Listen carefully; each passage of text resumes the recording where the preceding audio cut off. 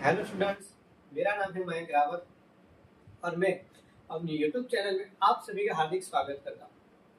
तो students, last time हमने एक मोस्ट इम्पोर्टेंट कॉन्सेप्ट पढ़ा था, प्रोसेस पढ़ी थी जिसका नाम था क्लोर आल्कली प्रोसेस। क्लोर आल्कली प्रोसेस यानी कि क्या कि जहाँ पर बच्चों क्लोरीन गैस एंड आल्कली यानी कि बेस आपका क्या हो रहा था, फॉर्म हो रहा था। उसके अलावा एनोड पे आपका क्लोरीन गैस फॉर्म हो रहा था, कैथोड पे आपका हाइड्रोजन गैस फॉर्म हो रहा था और नीचे कंटेनर के नीचे आपको बेस मिल रहा था, आल्कली मिल रहा था जिसका नाम था सोडियम हाइड्रोक्साइड, जिसको हम पौष्टिक सोडा भी कहते हैं।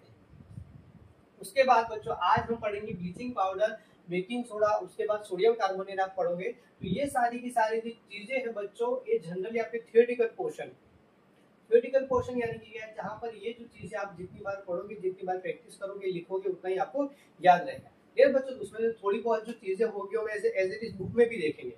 ठीक है बच्चों, जैसे कि यहाँ पर कॉन्सेप्ट जो रहेंगे वो आपको मैं समझाऊंगा, उसके बाद जो सारी की सारी चीजें हम एज इट इज बुक में से देखेंगे। ठीक है बच्चों, तो यहाँ पर बच्चा आपका ब्लीचिंग पाउडर है। ब्लीचिंग पाउडर का जो फॉर्मूला होता है वो होता है आपका कैल्शियम ऑक्सीक्लोराइड।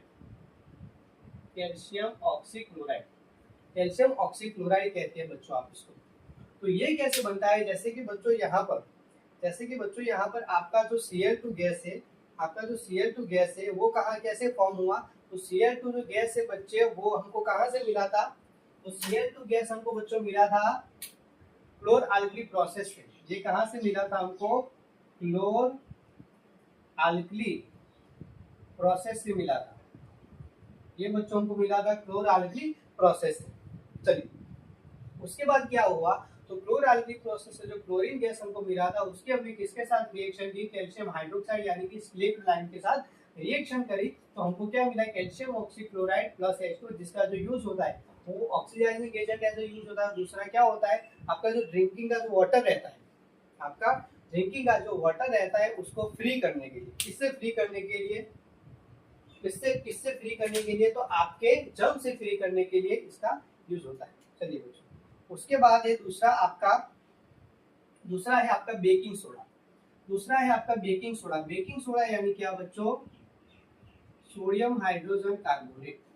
बेकिंग सोडा यानी क्या बच्चों की आपका sodium hydrogen carbonate. Sodium hydrogen carbonate का किस तरह से बनता है, तो आपका sodium chloride plus H2O plus carbon dioxide plus NH3, इन सब की जब रिएक्शन होती है तो आपका फॉर्म होता है, एक आपका सॉल्ट बनता है जिसका नाम है अमोनियम क्लोराइड, और दूसरा आपका जो बनता है वो होता है आपका सोडियम हाइड्रोजन कार्बोनेट। जब आप सोडियम हाइड्रोजन कार्बोनेट को आप कहाँ पर यूज करते हो, तो आपके घर के खाने में यूज करते हो। घर के खाने में आप यूज करते हो, तो घर के खाने में जो पकौड़ा जो होता है उसको क्रिस्पी करने के लिए, आपका जो घर के खाने में जो पकौड़ा रहता है तो उसको क्रिस्पी करने के लिए आप किसका यूज करते हो, सोडियम हाइड्रोजन कार्बोनेट का यूज करते हो बच्चों। चलिए उसके बाद बच्चों क्या है, तो उसके बाद सोडियम हाइड्रोजन कार्बोनेट को क्रिस्पी पकौड़ा बनाने के लिए यूज करते हो। उसके बाद जब आप उसको हीट करते हो, सोडियम हाइड्रोजन कार्बोनेट को जब आप हीट करते हो तो क्या बनता है, आपका sodium carbonate plus H2O plus CO2, sodium carbonate plus H2O plus CO2 आपका फॉर्म होता है। ये बच्चों चलिए, ये सारी की सारी चीजें थी बच्चों बेकिंग सोडा की। और एक बात हमने सीखी थी, और क्या बात हमने सीखी थी कि हमारा जो सोडियम हाइड्रोजन कार्बोनेट होता है उसका यूज हम कैसे करते हैं, एंटा एसिड्स यूज करते हैं। यानी कि अगर मान लो कि आपको एसिडिटी हुई है, तो वहां पर हम किसका यूज करेंगे, आपके सोडियम हाइड्रोजन कार्बोनेट का यूज करेंगे। और वो क्यों करेंगे, तो लास्ट चैप्टर में हमने जो कॉन्सेप्ट पढ़ा था उसके अकॉर्डिंग हमारा जो सोडियम हाइड्रोजन कार्बोनेट होता है वो किससे बना होता है, तो NaOH plus carbonic acid H2CO3। जहां पर जो H2CO3 है वो वीक एसिड है, और ये जो मेरा सोडियम हाइड्रोक्साइड है वो कैसा बेस है, स्ट्रॉन्ग बेस है, इसी वजह से है बच्चों। और यहाँ पर सोडियम हाइड्रोजन कार्बोनेट को जब हम हीट करेंगे तो हमको क्या मिलेगा, सोडियम कार्बोनेट मिलेगा। ये क्या है, मेरा वॉशिंग सोडा है। ये क्या है मेरा बच्चों, वॉशिंग सोडा है। यार बच्चों चलिए, उसके अलावा बेकिंग सोडा के और कौन कौन से एग्जाम्पल है, जैसे कि आपका है sodium hydrogen carbonate is also a ingredients of antacids. ठीक है चलिए, उसके बाद और क्या बोला गया है हमको कि फॉर मेकिंग पाउडर। देखो बच्चों, ये है आपका बेकिंग सोडा, और मान लो कि आपको बेकिंग पाउडर बनाना है। मान लो कि आपको बेकिंग पाउडर बनाना है, तो बेकिंग पाउडर आप किस तरह से बनाओगे?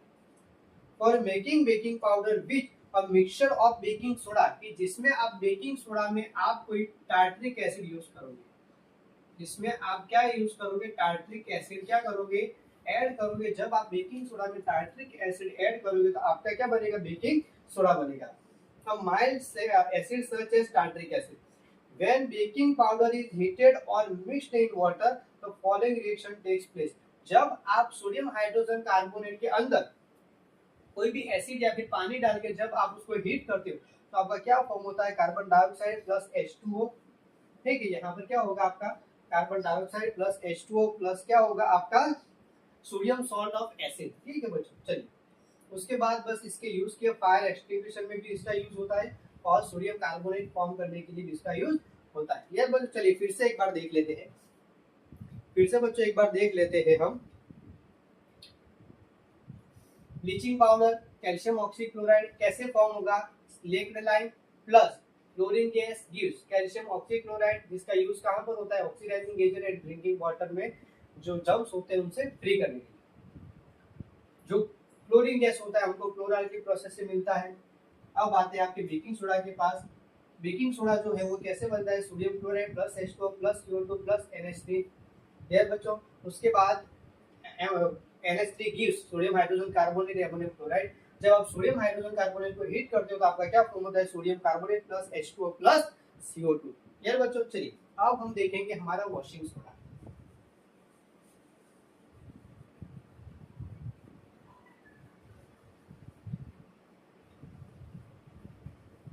अब हम देखेंगे हमारा वॉशिंग। देखो ये जो बच्चों अभी जो चीजें शुरू हुई है आपका थियोरेटिकल पोर्शन है, उसको आप जितना रीड करोगे बुक में से, जितना प्रैक्टिस करोगे लिख लिख के, उतना ही आपको अच्छे से याद रहेगा। और हमारा ये है कि हम यूट्यूब चैनल में, हमारे यूट्यूब चैनल में आपका हर एक टॉपिक को क्लियर करेंगे, आपके हर एक टॉपिक को क्लियर करेंगे, यानी कि कोई भी टॉपिक आपका रह नहीं जाएगा, है ना बच्चों? कोई भी टॉपिक आपका नहीं रहेगा। ऐसा नहीं कि हमने सिर्फ मेन टॉपिक को ही कवर किया और उसको अच्छे से पढ़ा 10-15 मिनट और आपका चैप्टर ओवर, नहीं। आपके सारे के सारे टॉपिक, इसी वजह से हमने हमारी सीरीज बनाई है, लेक्चर 1 2 3 4 5 इस तरह से। चलिए अब हम पढ़ेंगे वॉशिंग सोडा हमारा।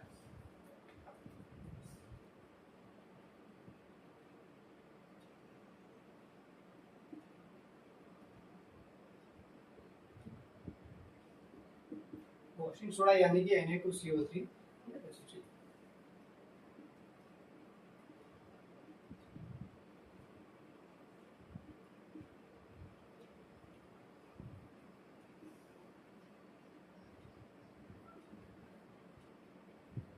चलिए कि यहाँ पर क्या है बच्चों कि आपका जो वॉशिंग सोडा है सोडियम कार्बोनेट वो वाटर के साथ अटैच रहता है। वो वाटर के 10 मॉलिक्यूल्स के साथ, वाटर के 10 मॉलिक्यूल्स के साथ वो क्या करता है? अटैच रहता है।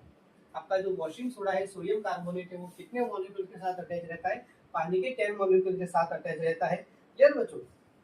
चलिए और ये क्या है? हमारा बेसिक सॉल्ट है। क्यों बेसिक सॉल्ट है? क्योंकि वो किससे बना हुआ होता है? आपके NaOH and carbonic acid H2CO3 से बना हुआ, इस वजह से आपका बेसिक है। ठीक है, उसके बाद इसके यूज दिए गए हैं आपको। Sodium carbonate is used in glass, soap and paper industry, removing permanent hardness of water. उसके बाद manufacture of sodium compound such as borax. तो इन सब में इसका यूज होता है। अब बच्चों थोड़ा एक इम्पोर्टेंट टॉपिक आएगा, अब हम देखेंगे, बहुत ही अच्छा टॉपिक, एक एक्टिविटी भी दी गई है, बहुत ही इम्पोर्टेंट टॉपिक है आपका।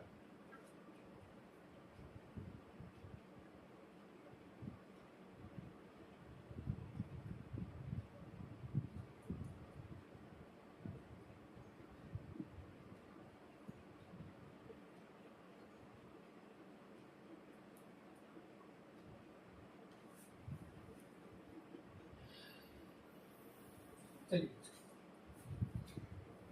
आपको एक बच्चों एक्टिविटी दी गई है। एक्टिविटी में क्या है? आपको टेस्ट ट्यूब लेनी है, आपको एक टेस्ट ट्यूब लेनी है और उसमें ऐड करना है कॉपर सल्फेट। उसमें यार क्या ऐड करना है? यहाँ पर आपका कॉपर सल्फेट, ठीक है, पानी वानी ऐड नहीं करना है, यहाँ पर आपका कॉपर सल्फेट। उसके बाद आपको यहाँ पर एक बर्नर से, आपको एक बर्नर से क्या करना है? इसको हीट करना है, एक बर्नर से इसको हीट करना है। तो आपका जो कॉपर सल्फेट होता है उसका जो कलर होता है वो ब्लू इन कलर होता है, उसका जो कलर होता है बच्चों वो ब्लू इन कलर होता है। तो समझो यहाँ पर क्या होगा बच्चों, तो आपका जो कॉपर सल्फेट है, आपका जो कॉपर सल्फेट है वो जब जलेगा, जब जलेगा तब ब्लू में से धीरे धीरे क्या हो जाएगा, वो व्हाइट होता जाएगा। ब्लू में से धीरे धीरे क्या होता जाएगा, आपका व्हाइट होता जाएगा। ठीक है बच्चों, फिर से आपका जो कॉपर सल्फेट है जब उसको ड्राई हीटिंग, आप ड्राई हीटिंग करोगे उसकी, ठीक है बच्चों, आपकी जो टिश्यू रहेगी वो ड्राई रहेगी, उसके अंदर आपको कुछ नहीं ऐड करना, सिर्फ आपका कॉपर सल्फेट रहेगा जो ब्लू इन कलर है। उसको जब आप हीट करोगे बच्चों, उसको जब आप हीट करोगे तो आपका क्या रहेगा, आपका जो ब्लू कलर है, ब्लू कलर है वो किसमें कन्वर्ट हो जाएगा, आपका धीरे धीरे व्हाइट में कन्वर्ट हो जाएगा। इसमें कन्वर्ट हो जाएगा, व्हाइट में कन्वर्ट हो जाएगा। मान लो कि आपने उसको हीट किया और उसका सारा का सारा जो कलर था वो व्हाइट में कन्वर्ट हो गया। ठीक है बच्चों, चलिए अब आप क्या करोगे, जो उसके अंदर पानी ऐड करोगे, तो जैसे ही आप पानी ऐड करोगे तो वापस से वो किसके जैसा हो जाएगा, ब्लू जैसा। यानी यानी आपका जो कॉपर सल्फेट है, आपका जो कॉपर सल्फेट है वो हमेशा हमेशा किसके साथ अटैच रहता है, पानी के 5 मॉलिक्यूल के साथ अटैच रहता है। तो किसके साथ अटैच रहता है, पानी के 5 मॉलिक्यूल्स के साथ अटैच रहता है।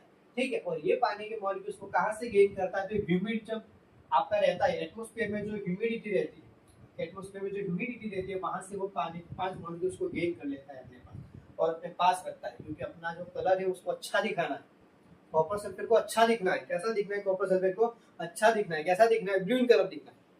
अगर हम उसको हीट करके उसका जो कलर है वो बिगाड़ देंगे, किस तरह बिगाड़ेंगे, पानी को रिमूव करके। तो जब हम उसको ड्राई हीटिंग टेस्ट करेंगे तो वहां पर क्या होगा, वो पानी के मॉलिक्यूल्स रिमूव हो जाएंगे, इवापोरेट हो जाएंगे, वहां पर क्या हो जाएगा, वो व्हाइट कलर।